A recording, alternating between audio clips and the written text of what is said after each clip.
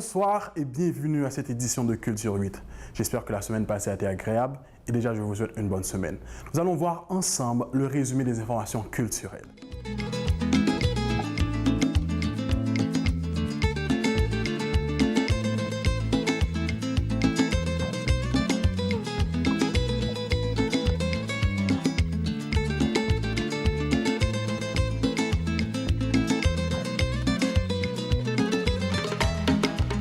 Nous allons commencer, mesdames, messieurs, pour parler de beauté, d'intelligence et d'élégance, pour vous rappeler que la 7e édition du concours Miss Haïti a été lancée le lundi 10 avril à Villa-Thérèse.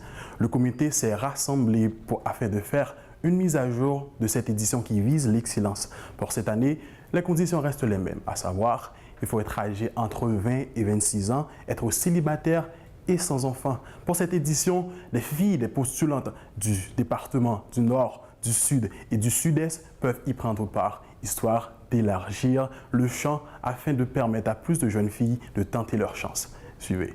Le casting est officiellement ouvert. Jusqu'au 18 mai, on va avoir les castings de différentes dates pour chaque département. Et les filles auront vraiment l'opportunité cette année de nous joindre et de sensibiliser toute une nation pour vraiment avoir un concours Miss Haïti différent cette année.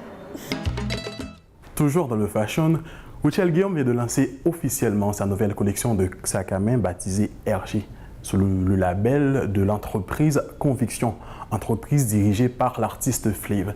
Les deux artistes sont contents de leur collaboration, susceptible d'inspirer d'autres artistes à suivre leur exemple. Ces sacs à main sont disponibles dans plusieurs boutiques de la région métropolitaine. Suivez.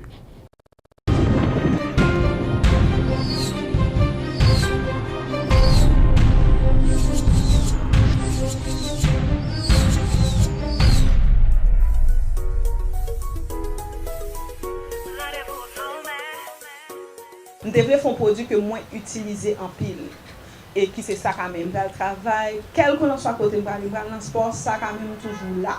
Donc, un produit utile. Je pense que 90% des gens qui achètent c'est nouveau monde qui montent sur le website là à cause de Richelle. Et je pense que pour ça le représenter dans le business ou dans la culture, je pense que c'est monde qui était juste fait pour ça vraiment. Je pense que nous avons la même vision, nous avons la même pensée. Changeons de cap à présent, mesdames, messieurs, pour parler de cette vente signature de l'ouvrage Haïti, Histoire et Constitution de l'auteur sociologue Daniel Supplice. La vente signature a été faite le samedi 6 avril. Ce livre est un outil de référence présentant l'histoire d'Haïti au prisme des différentes constitutions et des démarches d'amendement dont elle a été l'objet au fil des années. Suivez. Haïti, Histoire et Constitution est un ouvrage de référence d'après son auteur, Daniel Supplice. Ce livre permettra à n'importe quel individu de comprendre les différentes raisons pour lesquelles la Constitution haïtienne est au cœur de toutes les discussions citoyennes et universitaires. L'auteur explique que depuis le temps, chaque constitution ayant été votée au pays ne l'a été que dans le but de satisfaire les intérêts de l'équipe en place et non dans l'intérêt général de l'avenir du pays, comme cela devrait être le cas. Une constante dans la Constitution. Chaque constitution que nous faisons dans le pays, nous avons comme l'impression que c'est pour un monde spécifiquement que nous faisons, qui a des fois qu'on a des questionnements, qu'on a des doutes. Par exemple, une tentative en 1810 par Rigaud de créer un État séparatiste dans le Sud. On donne un document original que Rigaud signe avec même, côté monsieur confirmé la séparation ça. Daniel Supplice encourage les parlementaires à adopter des lois qui prennent en compte la réalité culturelle, politique et sociale du pays afin de consolider l'avenir de la patrie, car ces lois doivent être adaptables à l'évolution de la société haïtienne. Daniel Supplice rappelle aux instances concernées que les lois constitutionnelles ont un réel impact sur les conditions de vie de chaque citoyen dans divers points tels que l'éducation, la santé ainsi que la culture. Il y a un paquet de changements qui t'a fait dans la Constitution. Ça.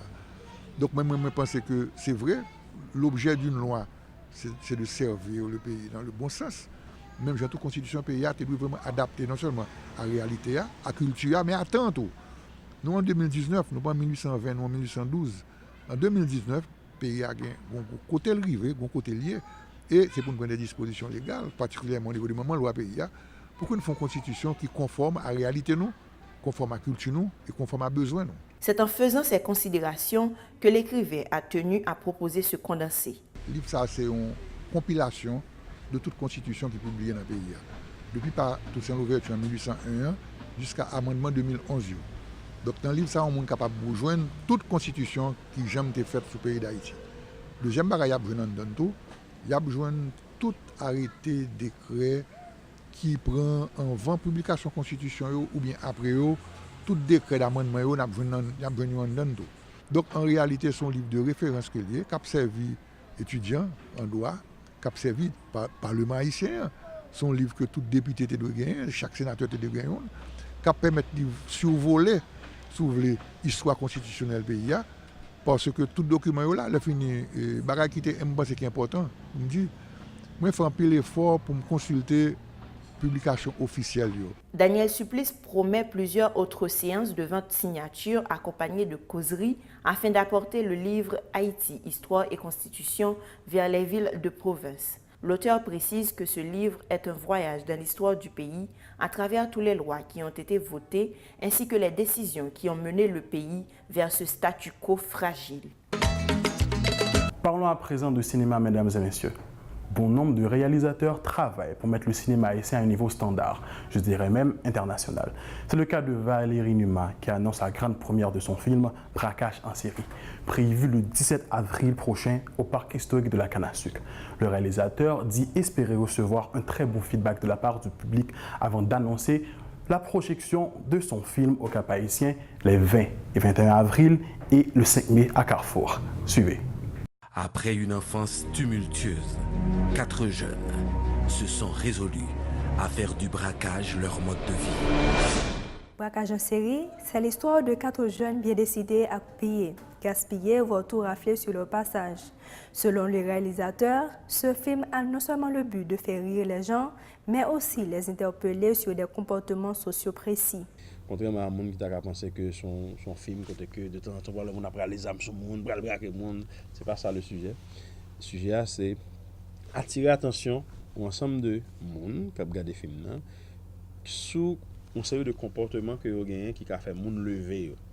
Ils maîtrisent tous les trucs et astuces à même d'attirer leur proie dans leurs pièges minutieusement concoctés.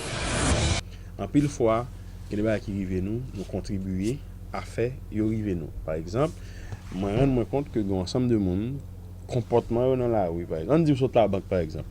Et puis aucun l'argent on va faire ça comme ça.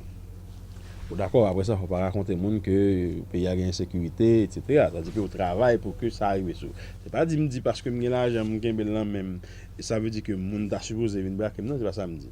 Mais en pile fois, nous avons un mauvais comportement. C'est des types de bails comme ça, mais le tout dans une ambiance extrêmement comique, puisque c'est un film comique, c'est une comédie d'action, il y a pile d'action, etc.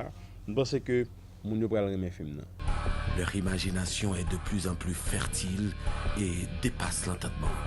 Braquage en série. Destiné à tout public, ce film n'a pas abouti sans peine. Des lieux de tournage et des dates ont dû être modifiés. Et pour cause, la situation du pays. Cependant, l'atmosphère sur le plateau, l'état d'humeur des acteurs n'ont pas été affectés. L'ambiance qui est créée sur le plateau, et moi-même tout, qui sont un monde qui est très jovial, et mon aimé travailler avec moi. Nous n'avons pas un scénario, un script qui était extrêmement rigide, dans la mesure où me permettre que y ait des acteurs qui doivent suggérer des bagages. Et c'est vrai que moi, concevoir dialogue, même t'es ouvert pour permettre que actuellement des est-ce qu'on peut mettre que me faire un freestyle, est-ce qu'on peut mettre que me dire ça à plutôt, etc. Sans penser, etc. Nous entendons. Parce que ce film l'a fait ensemble et je pense que le résultat va le montrer. Valérie se porte garant sur 2 résultats immédiats par rapport à sa dernière réalisation. 9 personnes sur 10 regarderont le film 2 fois de suite. Ensuite, le rire sera au rendez-vous. Une comédie d'action à vous couper le souffle pendant 90 minutes. Braquage en série.